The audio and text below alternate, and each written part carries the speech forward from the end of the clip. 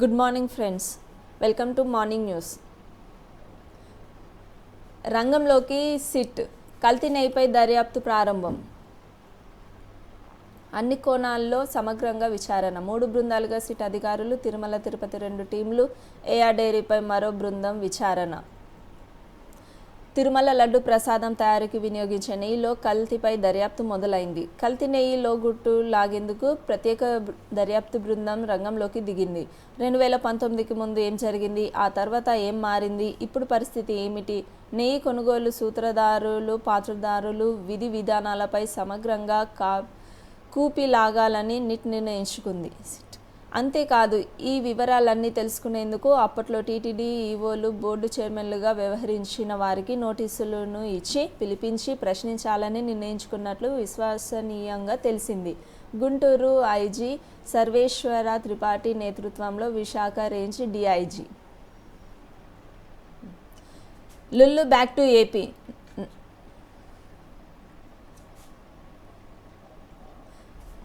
నాడు జగన్ దెబ్బకు పారిపోయిన దిగ్గజ సంస్థ నేడు మళ్లీ రాష్ట్రంలో పెట్టుబడులకు సిద్ధం. విశాఖలో మెగామాల్, మల్టీప్లెక్స్, హైపర్ మార్కెట్, బెజవాడ, తిరుపతిలో మల్టీప్లెక్స్కు ప్రణాళికలు. చంద్రబాబుతో లుల్లు చైర్మన్ యూసుఫ్ అలీ భేటీ. ఫుడ్ ప్రాసెసింగ్ రంగంలో భారీ పెట్టుబడులపై చర్చ. పూర్తి సహకారం ఉంటుందని చంద్రబాబు భరోసా.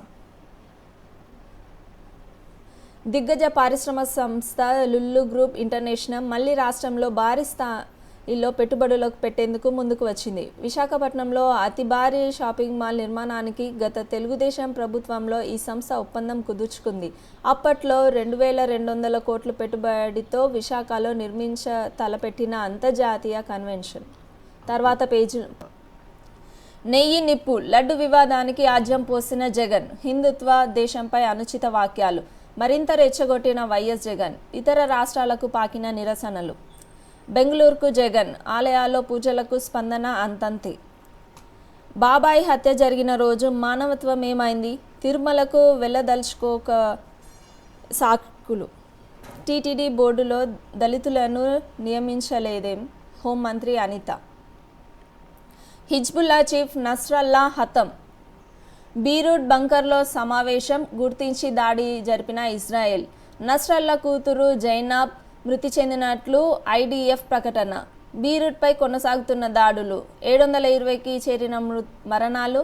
ఇరాన్లో హై అలర్ట్, రహస్య ప్రదేశానికి సుప్రీం లీడర్ ఖమేనీ. ఇరాన్ మద్దతుల్లో లెబనాన్ భూభాగంపై నుంచి ఇజ్రాయెల్పై భీకర క్షిపణి దాడులు చేస్తున్న హిజ్బుల్లా ఉగ్ర సంస్థకు పెద్ద దెబ్బ తగిలింది. శుక్రవారం రాత్రి దక్షిణ బీరూట్లోని దహియాపై ఇజ్రాయెల్ డిఫెన్స్ ఫోర్సెస్ వైమానిక దళం చేసిన క్షిపణి దాడుల్లో హిజ్బుల్లా చీఫ్ హసన్ నస్రుల్లా మృతి చెందారు. Iran revolutionary guards general Abbas Nilforoushan కూడా ఈ దాడిలో దుర్మరణం పాలయ్యారు. వీరిద్దరితో పాటు హిజ్బుల్లాకు చెందిన ఒక కమాండర్ అలీ కార్కి, 2 డిప్యూటీ కమాండర్లు, నస్రల్లా కుమార్తె జైనబ్ నస్రల్లా కూడా మృతి చెందినట్లు ఐడిఎఫ్ శనివారం ఉదయం ప్రకటించింది. ఢిల్లీలో బాబు బ్రాండ్. 100 రోజుల్లో ఇన్ని నిధులు ఓ అద్భుతం. ఇప్పటికే రూపాయలు 60,000 కోట్లకు సమ్మతి తెలిపిన కేంద్రం. పెట్రో కారిడార్కు మరో 60,000 కోట్లు వస్తాయి. అమరావతి సహా 30 చోట్ల ఈఎస్ఐ ఆసుపత్రుల నిర్మాణం. అర్హులుంటే రాష్ట్రానికి 5 నుంచి 10 లక్షల పక్కా ఇల్లు మంజూరు. ఉపాధి హామీకి వ్యవసాయంతో అనుసంధానం చేస్తున్నాం. ఆంధ్రజ్యోతితో కేంద్ర మంత్రి పెమ్మసాని చంద్రశేఖర్. కూటమిలో కమిషనర్ చిచ్చు. ధర్మవరం మున్సిపాలిటీలో ముదిరిన వివాదం. కమిషనర్ మల్లికార్జునకు వ్యతిరేకంగా టీడీపీ ఆందోళన. అధికారి నియామకాన్ని సమర్థించుకున్న మంత్రి సత్యకుమార్. మంత్రి తీరుపై మండిపడ్డ టీడీపీ శ్రేణులు. కాన్వాయ్ అడ్డగింత. వైసీపీ హయాంలో వేధించిన అధికార తమకు వద్దని నినాదాలు.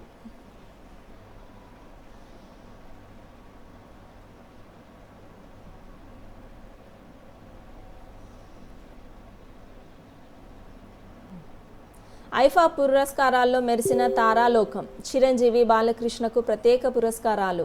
Women of the year Samantha. ఉత్తమ చిత్రంగా Dasara. International Indian film academy awards 2024 పురస్కారాల వేడుక శనివారం అబుదాబిలో ఘనంగా జరిగింది. బాలీవుడ్తో పాటు దక్షిణాది చిత్ర పరిశ్రమ నుంచి పలువురు అగ్రతారలు హాజరయ్యారు.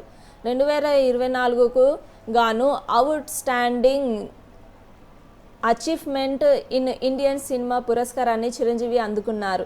నందమూరి బాలకృష్ణ ఐఫా గోల్డెన్ లెగసీ పురస్కారాన్ని స్వీకరించారు. IIFA women of the year పురస్కారం సమంతకు దక్కింది. దసరా చిత్రానికి గాను ఉత్తమ నటుడిగా నాని, ఉత్తమ విలన్గా షైన్ టామ్ చాంకో అవార్డులు అందుకున్నారు. ఉత్తమ నటి పురస్కారాన్ని స్వీకరించేందుకు వేదికపైకి వచ్చిన ఐశ్వర్యరాయ్ బచ్చన్ బాలకృష్ణ పాదాలకు నమస్కరించి పురస్కారాన్ని అందుకోవడం విశేషం. కేంద్ర మంత్రి నిర్మలా సీతారామన్పై కేసు. ఎన్నికల బాండ్ల పేరిట అక్రమాలకు పాల్పడ్డారనే ఆరోపణలపై కేంద్ర ఆర్థిక మంత్రి నిర్మలా సీతారామన్పై ఎఫ్ఐఆర్ నమోదైంది. ఈ అంశంపై జనాధికార సంఘర్ష పరిషత్ ఉపాధ్యక్షుడు ఆదర్శ్ అయ్యర్ హైకోర్టులో దాఖలు చేసిన పిటిషన్ శుక్రవారం 42వ ప్రజాప్రతినిధుల కోర్టుకు బదిలీ అయ్యింది అనే ఒక వార్త మనం ఇక్కడ చూడొచ్చు. తమిళనాడు డిప్యూటీ సీఎంగా ఉదయనిధి నేడు ప్రమాణం. తమిళనాడు సీఎం స్టాలిన్ తనయుడు మంత్రి ఉదయనిధి స్టాలిన్ డిప్యూటీ సీఎంగా ఎన్నికయ్యారు. తన మంత్రివర్గాన్ని విస్తరించడంలో భాగంగా స్టాలిన్ ఈ నిర్ణయం తీసుకున్నారు.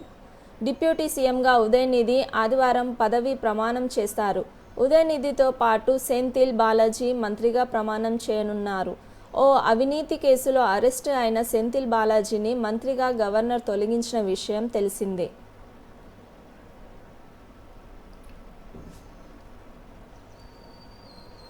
మొదలు కాని ప్రాజెక్టులు రద్దు. 25% కంటే తక్కువ వసూలైనవి కూడా. అన్ని శాఖలకు ఆర్థిక శాఖ ఆదేశాలు. నాబార్డు ప్రాజెక్టులకు మినహాయింపు. ఏప్రిల్ 1వ తేదీ కంటే ముందు ఆమోదం పొంది ఇంకా పనులు మొదలు కాని ప్రాజెక్టులు 25% లోపు పూర్తయిన ప్రాజెక్టులు రద్దు చేయాలని ప్రభుత్వం నిర్ణయించింది.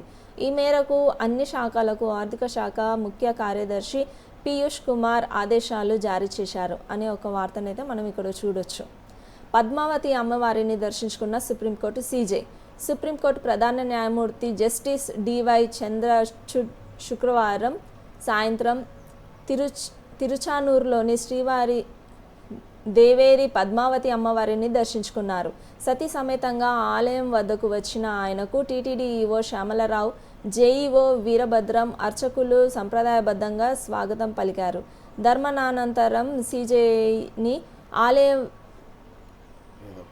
వేద పండితులు ఆశీర్వదించి తీర్థ ప్రసారాలు అందజేశారు.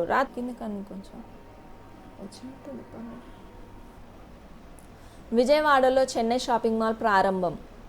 విజయవాడలో చెన్నై షాపింగ్ మాల్ను తన చేతుల మీదుగా ప్రారంభించడం ఆనందంగా ఉందని హీరోయిన్ శ్రీలీల అన్నారు. బందర్ రోడ్లో ఏర్పాటు చేసిన చెన్నై షాపింగ్ మాల్ నూతన షోరూంను శనివారం ఆమె ప్రారంభించారు అనే ఒక వార్తని మనం ఇక్కడ చూడొచ్చు. హృదయం పదిలం. నేడు వరల్డ్ హార్ట్ డే. గుండె జబ్బుల గుర్తింపులు ఏఐ డేటా సైన్స్.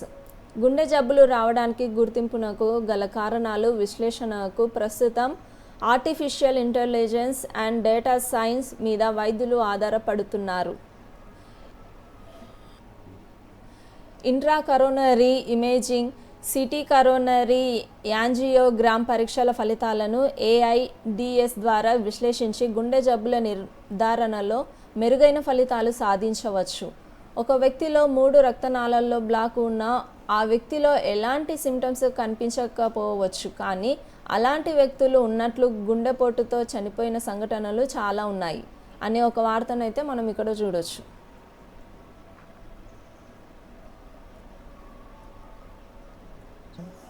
వినతులు 4396, పరిష్కారం 3327.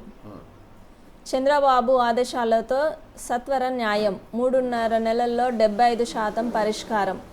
టీడీపీ కూటమి ప్రభుత్వం వచ్చాక 3.5 నెలల్లో సీఎం చంద్రబాబుకు వ్యక్తిగతంగా ప్రజల నుంచి 4396 వినతులు అందాయి. ఇందులో 75% పరిష్కారమైనట్లు అధికారుల వర్గం పేర్కొన్నాయి. చంద్రబాబుకు అందిన వినతులపై అధికార వర్గాలు ఒక నివేదికను తయారు చేశారు. ఈ నివేదిక ప్రకారం 3327 వినతులు పరిష్కారం అయ్యాయి అనే ఒక వార్తనైతే మనం ఇక్కడ చూడొచ్చు. లడ్డూపై రేపు సుప్రీంకోర్టులో విచారణ. తిరుపతి లడ్డూ అపవిత్రమైన వ్యవహారంపై సుప్రీంకోర్టులో దాఖలైన పిటిషన్ను సోమవారం విచారణకు రానున్నాయి. న్యాయమూర్తులు justice BR Gavai, justice KV విశ్వనాథ్తో కూడిన బెంచ్ ఎదుట ఈ పిటిషన్పై విచారణ జరగనుంది అనే ఒక వార్తనైతే మనం ఇక్కడ చూడొచ్చు. బాబాయ్ హత్య జరిగిన రోజు మానవత్వం గుర్తుకు రాలేదా? తిరుమలకు వెళ్ళదలుచుకోకే కుంటి సాకులు. టీడీపీ బోర్డులో దళితులను జగన్ ఎందుకు నియమించలేదు? హోంమంత్రి అనిత. వైసీపీ నాయకుడు జగన్మోహన్ రెడ్డి కొత్తగా మానవత్వం గురించి మాట్లాడుతున్నారు. తన బాబాయ్ వివేక హత్య జరిగిన రోజు ఆయనకు మానవత్వం గుర్తు రాలేదా? బాబాయ్ ఫోటోను వెనక తగిలించుకొని ఆయన మానవత్వం గురించి మాట్లాడితే బాగుంటుంది అని హోంమంత్రి వంగలపూడి అనిత వ్యాఖ్యానించారు అనే ఒక వార్తనైతే మనం ఇక్కడ చూడొచ్చు. ఇది కలాం విజ్ఞత. 2 సార్లు తిరుమలకు రాష్ట్రపతి హోదాలోనే ఒకసారి డిక్లరేషన్ ఇచ్చాకే స్వామి దర్శనం. జగన్కు మాత్రం ఎందుకు భేషజం? అన్యమతస్థులు తిరుమల వెంకటేశ్వరుడిని దర్శించుకోవాలంటే నిబంధనల ప్రకారం ఇవ్వాల్సిన డిక్లరేషన్పై మాజీ సీఎం వైఎస్ జగన్ నానాయాగి చేశారు. ఇదేం దేశం, ఇదేం హిందూయిజం, ఎలాంటి లౌకికవాదమని అంటూ గొగ్గులు పెట్టారు. అంతే. అయితే గతంలో రాష్ట్రపతిగా ఉన్న సమయంలో మహమ్మదీయుడైన ఏపీజే అబ్దుల్ కలాం సైతం డిక్లరేషన్ ఇచ్చి తన కలియుగ దైవాన్ని దర్శించుకున్నారు. దేశంలో గొప్ప మేధావిగా పేరొందిన ఆయన రాష్ట్రపతి హోదాలో ఉన్న వెంకటేశ్వరుడి దర్శనం సంప్రదాయాలు, నిబంధనల పాటింపు విషయంలో విఘ్నత ప్రదర్శించారు అంటూ ఒక వార్తనైతే మనం ఇక్కడ చూడొచ్చు. లడ్డు వ్యవహారంపై కేంద్రం సీరియస్. అవసరమైతే దర్యాప్తులో కేంద్రం జోక్యం. కేంద్రం మంత్రి శ్రీనివాస్ వర్మ.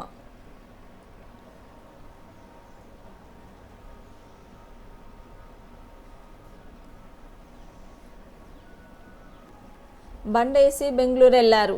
జగన్ వైఖరిపై సొంత పార్టీలోనే అసంతృప్తి. ఆలయాల్లో పూజలకు స్పందన అంతంతే. తిరుమల లడ్డు వ్యవహారంపై వైసీపీ అధ్యక్షుడు జగన్ తీరు రాజకీయ వర్గాల, సామాన్య జనంతో పాటు సొంత పార్టీలోనూ చర్చనీయాంశంగా మారింది. భక్తి విశ్వాసాలతో కూడిన సున్నితమైన అంశంలో జగన్ వైఖరి పట్ల వైసీపీ ముఖ్య నేతలు విస్తుపోతున్నారు. ఎంతో పవిత్రంగా భావించే తిరుమల ప్రసాదాన్ని కల్తీ చేయడం మాయని మచ్చ కాగా, లడ్డు దర్శనం విషయంలో జగన్ అనుసరిస్తున్న వైఖరి పార్టీకి భవిష్యత్తులో ఇబ్బందినే కొందరు ముఖ్య నేతలు చెబుతున్నారు అంటూ ఒక వార్తనైతే ఇక్కడ మనం చూడొచ్చు. సామాన్య భక్తులు ఇబ్బంది పడతారనే జగన్ తిరుమల పర్యటన రద్దు. బొత్స. తిరుమల శ్రీవారి దర్శించుకునేందుకు వెళ్లే సామాన్య భక్తులు ఇబ్బంది పడతారనే మాజీ సీఎం జగన్ తన పర్యటన రద్దు చేసుకున్నారని శాసన మండలి వివక్ష నేత బొత్స సత్యనారాయణ అన్నారు అనే ఒక వార్తని ఇక్కడ చూడొచ్చు. సిట్ తేల్చే వరకు లడ్డుపై చర్చ వద్దు. రామకృష్ణ. తిరుమల శ్రీవారిని రాజకీయ వివాదంలోకి లాగవద్దని సిసిఐ రాష్ట్ర కార్యదర్శి కె రామకృష్ణ అన్నారు. శనివారం కర్నూలు జిల్లాలోని ఆలూరులో ఆయన మాట్లాడారు. లడ్డు నాణ్యతపై ప్రభుత్వం స్పందించి సిట్ నియమించనున్నారు. పకడ్బందీగా పథకాల అమలు. సీఎం చంద్రబాబు లక్ష్యాలను సాధించేలా అడుగులు వేస్తాం. పారదర్శకంగా పంచాయతీరాజ్, గ్రామీణాభివృద్ధి శాఖలో బదిలీలు. ప్రజలకు మేలు చేసేలా మా కూటమి ప్రభుత్వం పనిచేస్తుంది. రాష్ట్రానికి తగినన్ని నిధులు ఇచ్చేందుకు కేంద్రం సిద్ధంగా ఉంది. గత వైసీపీ ప్రభుత్వంలో పంచాయతీరాజ్ వ్యవస్థ నిర్వీర్యం. బదిలీల ప్రక్రియపై ప్రకటనలో డిప్యూటీ సీఎం పవన్ కళ్యాణ్ అంటూ ఒక వార్తని మనం ఇక్కడ చూడొచ్చు. వెంకటరెడ్డి లాంటి తీగలే కాదు, ప్యాలెస్లోని పెద్ద డొంకలు కదలాలి. 1000 కోట్లు దోచుకున్న ఘనపాటి ఎవరో అందరికీ తెలుసు అంటున్న షర్మిల. వైసీపీ ప్రభుత్వం హయాంలో జరిగిన గనుల దోపిడీలో వెంకటరెడ్డి లాంటి తీగలే కాదు, పెద్ద డొంకలు కదలాలి. ఆ పెద్ద డొంక ఏ ప్యాలెస్లో ఉన్నా విచారణ జరపాలి అని పిసిసి అధ్యక్షురాలు వైఎస్ షర్మిల డిమాండ్ చేశారు అనే ఒక వార్తనైతే ఇక్కడ చూడొచ్చు. మ్మ్. ఇక సాక్షి దినపత్రికలోని ముఖ్య వార్తలు చూద్దాం. దేవుడా రాష్ట్రాన్ని రక్షించు, తిరుమల పవిత్రతను మంటగలుపుతున్న సీఎం చంద్రబాబు ఘోర అపచారం, బాబు పాపాల ప్రక్షాళన కోరుతూ రాష్ట్ర వ్యాప్తంగా వైఎస్ఆర్సీపీ శ్రేణుల పూజలు, పవిత్ర లడ్డు ప్రసాదంపై దుష్ప్రచారం చేస్తూ విద్వేషాలు సృష్టిస్తున్నారు. తిరుమలలో రాజకీయ చిచ్చు రేపి చలి కాచుకుంటున్నారు. టీటీడీ పేరు ప్రఖ్యాతలకు విఘాతం కల్పిస్తూ భక్తులకు రెచ్చగొడుతున్నారు. చంద్రబాబు వ్యాఖ్యలకు మంత్రులు, టీడీపీ నేతలు, ఎల్లో మీడియా బాబు మహాప్రచారం ప్రభావం రాష్ట్రంపై పడకుండా చూడాలని వైఎస్ఆర్సీపీ శ్రేణులు వేడుకోలు. అనంతపురం మొదలు ఇచ్చాపురం వరకు హోమాలు, అభిషేకాలతో హోరెత్తిన ఆలయాలు, పెద్ద ఎత్తున పూజల్లో పాల్గొన్న ప్రజలు. స్వామి, చంద్రబాబు చేసిన పాపాన్ని ప్రాయశ్చిత్తంగా మేము మా ఊరిలోని మీ గుడికి పూజలు చేస్తున్నాం. తప్పు చేసింది మేం కాదు, ముఖ్యమంత్రి పీఠంపై కూర్చున్న చంద్రబాబు నాయుడు. ఆయన నిర్వాహకంపై మీకొస్తున్న కోపాన్ని ప్రజలపై కాకుండా చంద్రబాబు పైనే చూపండి అని వేడుకుంటున్నారు. ఎందుకంటే జరిగిన ఘోరం అపచారం. కలియుగ దైవం వెంకటేశ్వర స్వామిని పలచగా చేస్తూ, ఆయన ప్రసాదాన్ని లోకువ చేస్తూ, వాడని జంతువుల కొవ్వును వాడినట్టుగా, ఆ లడ్డులు పంపిణీ చేసినట్టుగా పచ్చి అబద్ధాలాడుతూ మిమ్మల్ని అడ్డు పెట్టుకొని చంద్రబాబు రాజకీయం చేస్తూ అపవిత్రం చేశారు. ప్రపంచవ్యాప్తంగా కోట్లాది మంది భక్తుల విశ్వాసంపై దెబ్బ కొట్టారు.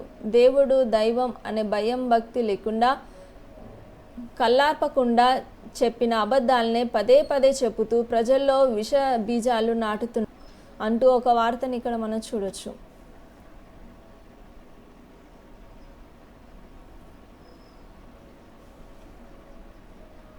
హ్యాండ్ ఫుట్ మౌత్తో చిన్నారులు ఉక్కిరి బిక్కిరి. రాష్ట్రంలో చిన్నారులను హ్యాండ్ ఫుట్ మౌత్ అనే వ్యాధి ఉక్కిరి బిక్కిరి చేస్తోంది. ఒకరి నుంచి మరొకరికి వ్యాప్తిస్తూ చేతులు, కాళ్ళు, నోటి మీద దద్దుర్లు, పొక్కులు, పుండ్లతో ఇబ్బంది పెడుతోంది. అయితే ఇది ప్రాణాంతక వ్యాధి కాదని వైద్యులు తెలిపారు. అమ్మవారి సేవలో సీజేఐ. తిరుచానూరు శ్రీ పద్మావతి అమ్మవారి ఆలయంలో ధ్వజస్తంభానికి మొక్కుతున్న సుప్రీంకోర్టు ప్రధాన న్యాయమూర్తి జస్టిస్ డివై చంద్రచూడ్ దంపతులు.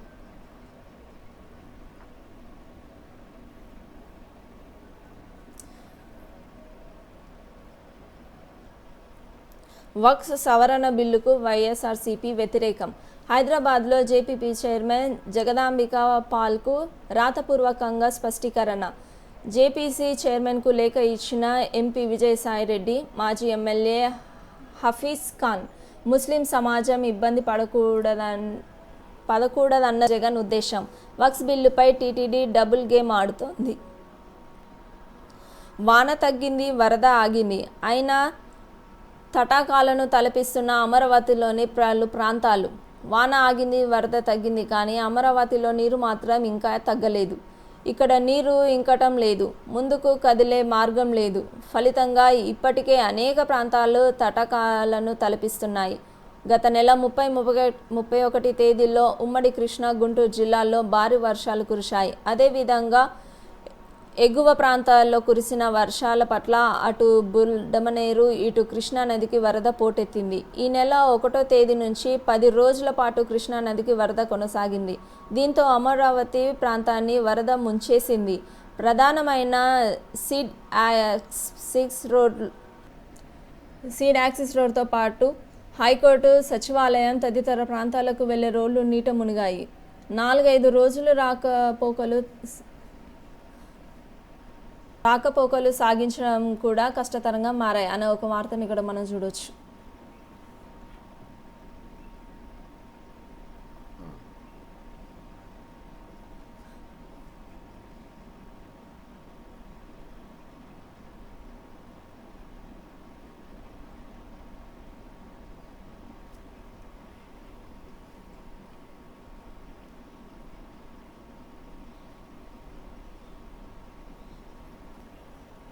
న్యాయ పోరాట యోధుడు రూ.5,003 కోసం 42 ఏండ్లుగా పోరాటం. విజయం సాధించిన 81 ఏళ్ల వృద్ధుడు మంచంపై ఉండి కూడా పోరాటం. ప్రభుత్వం నుంచి పరిష్కారంగా తనకు తనకు దక్కాల్సిన 5,003 కోసం ఏకంగా 42 ఏండ్ల పాటు ప్రభుత్వంతో పోరాటం చేశాడు. ఈ పోరాటంలో 15 ఏండ్ల పాటు హైకోర్టులో న్యాయ పోరాటం చేశాడు. చివరకు జీవిత చరమాకంలో తన పోరాటంలో విజయం సాధించాడు. 81 ఏండ్ల వయసులో మంచంపై ఉండి కూడా ఆయన చేసిన న్యాయ పోరాటానికి ఫలితం దక్కింది అనే ఒక వార్తనైతే మనం ఇక్కడ చూడొచ్చు. పెండింగ్ కేసుల పరిష్కారానికి చొరవ చూపాలి. హైకోర్టు న్యాయమూర్తి కృష్ణ మోహన్ జిల్లాలోని న్యాయస్థానాల్లో పెండింగ్ కేసులను పరిష్కరించడానికి ప్రతి న్యాయమూర్తి చొరవ చూపాలని రాష్ట్ర హైకోర్టు జడ్జి జిల్లా పరిపాలనా న్యాయమూర్తి జస్టిస్ బి కృష్ణమోహన్ ఆదేశించారు అనే ఒక వార్తని ఇక్కడ చూడొచ్చు. బౌబోయ్ కరిచేస్తున్నాయి.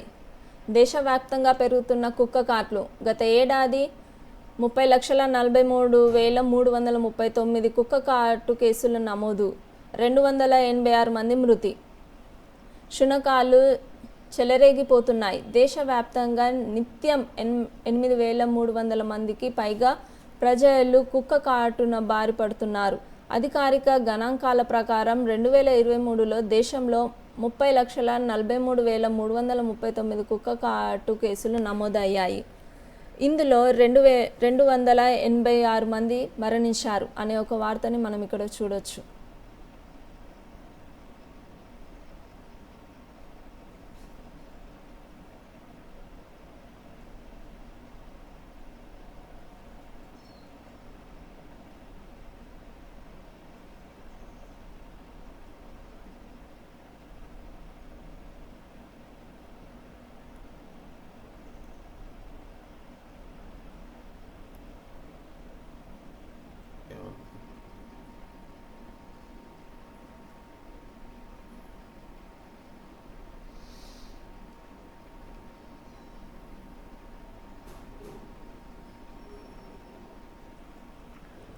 కుటుంబ పార్టీలు రాజ్యాంగానికి శత్రువులు.